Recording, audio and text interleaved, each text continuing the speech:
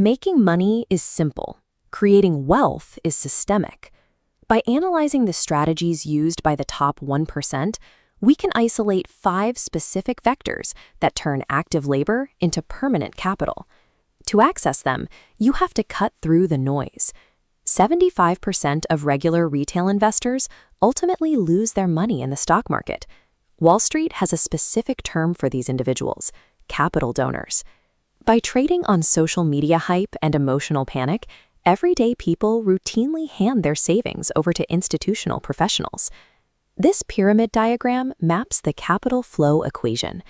The bottom layer represents the retail donor class, where capital funnels directly upward into the apex, controlled by the elite. The wealthiest 10% of Americans own nearly 90% of the entire stock market, proving they operate on an entirely different set of rules. Escaping the middle class requires shifting your focus from individual trades to these broader patterns of leverage. To stay ahead, you have to master the 5 vectors of financial architecture at their highest institutional tiers. Vector 1 is equity. At the foundational tier, retail investors buy broad index funds to capture slow, steady compound growth over decades. The strategy changes for the billionaire class. They utilize family offices to execute a cycle known as buy, borrow, die. They use their stock portfolios as collateral for low-interest cash loans, allowing them to fund their lifestyle tax-free, while the underlying assets appreciate untouched for generations. Now, Vector 2 moves into physical monopolies. Beginners enter this space through house hacking or by renovating distressed properties to force equity and generate initial monthly cash flow.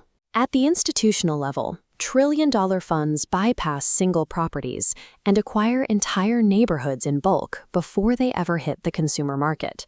They scale with massive debt, relying on systemic economic power and the high likelihood of government intervention during a crisis rather than simple rental yields. Moving up the ladder in both equities and real estate shifts your objective. You stop chasing monthly returns and start engineering an unassailable financial structure. Vector 3 is the algorithmic economy. At the entry level, solo entrepreneurs use natural language vibe coding to build micro-software applications, effectively replacing the output of entire corporate departments with automated tools. Above them sit the megacorporations training core models. These foundational algorithms function as the underlying electrical grid that all consumer-facing AI applications must plug into and pay for. The apex of this vector is the hardware layer. 3 specialized entities control the machines that etch circuit designs onto silicon, providing the raw computing power that every AI model on Earth relies on. In a technological gold rush, the greatest fortunes do not go to the individual miners or the software startups selling shovels. They flow to the entities that own the literal ground everyone is digging on. Vector 4 is asynchronous yield. This is the philosophy of building or acquiring an asset one single time, locking in the legal rights, and securing automated payments indefinitely. A hit vocal track recorded over 30 years ago still triggers royalty micropayments across global radio, cinema, and streaming platforms. By securing the media rights to a cultural asset, the creator guarantees perpetual cash flow without needing to actively perform again. That concept scales into IP licensing universes. An architect can dream up characters and lore, then license those rights to global manufacturers. They collect billions in retail royalties, while offloading all supply chain and operational risks to the licensee. Alternatively, package a successful business into a repeatable protocol. Selling that blueprint and brand system to independent entrepreneurs scales the operation globally through franchising. Passive wealth requires productizing your ideas, your brand, or your systems. You build the structure so that other people's capital and labor continuously generate your profit. Generating rapid cash flow makes you rich, but staying wealthy requires Vector 5, stores of value.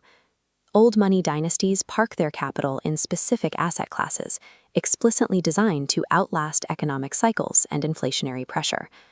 Bill Gates has quietly acquired over 270,000 acres of prime American agricultural farmland. Farmland acts as an elite wealth vault because it is a tangible asset that generates commodity yield and scales naturally with inflation. Elite scarcity assets operate on the same logic. A highly desired original painting or a rare collectible exists outside the traditional banking ecosystem, preserving its value through absolute uniqueness and fierce demand from the top 1%. The ultimate preservation fortress, however, is internal. A systemic economic collapse can freeze bank accounts and crater stock valuations, but no external force can strip away your understanding of how capital functions. Escaping the middle-class comfort trap demands immediate execution of these 5 blueprints. Lock in your financial strategy by subscribing to our channel right now and join us for the next deep dive.